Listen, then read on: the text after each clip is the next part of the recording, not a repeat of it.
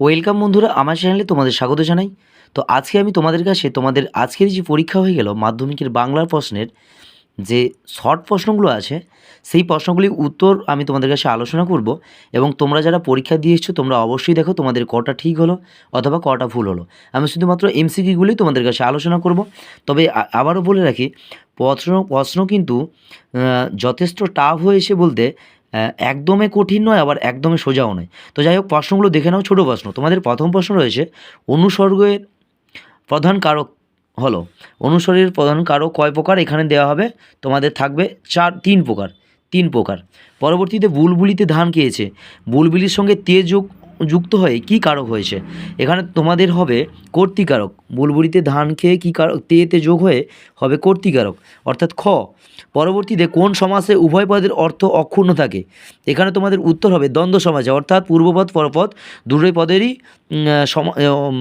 দুটো পদেরই অর্থ অক্ষুণ্ণ থাকে। পরবর্তীতে যে সমাসে পূর্বপদে উপমেয় এবং পরপদে উপবান এবং সাধারণ ধর্মটি উহ্য থাকে তাকে বলে কি, এখানে উত্তর হবে তোমাদের উপমিত কর্মধারা। পরবর্তী প্রশ্নে চলে যাই, 5 নম্বর প্রশ্ন।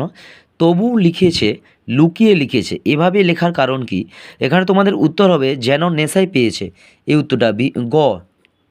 পরবর্তীতে নদের চাঁদের বয়স হলো, নদের চাঁদের বয়স হবে 30 বছর।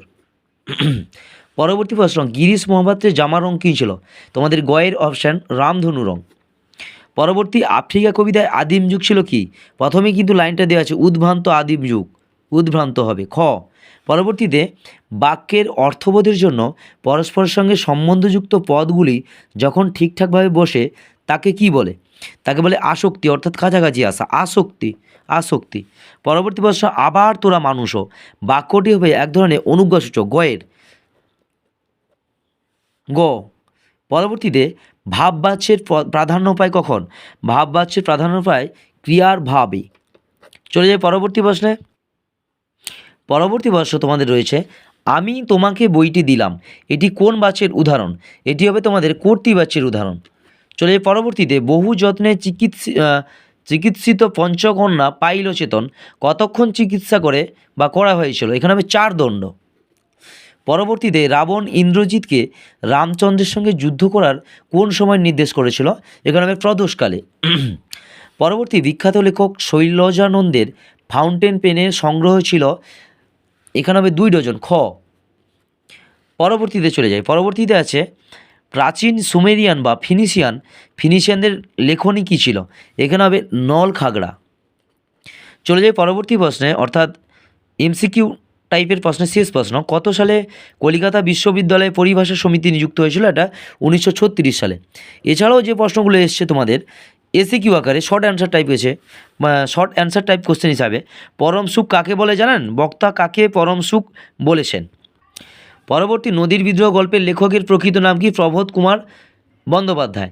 অমৃতের মা ওকে বেকায়দায় ফেলার জন্য কি করেছিল, এগুলো তোমরা পারবে বা বইটা দেখে নাও যে তোমাদের কতটা ঠিক আছে বা কতগুলো ভুল আছে। আমি এমসিকিউগুলো আলোচনা করে দিয়েছি এবং বিকেলে চায়ের টেবিলে ওঠে কথাটা, কোন কথাটা কথা বলা আছে, পরবর্তী তার আমি জামিন হতে পারি, বক্তা কার জামিনের কথা বলেছে।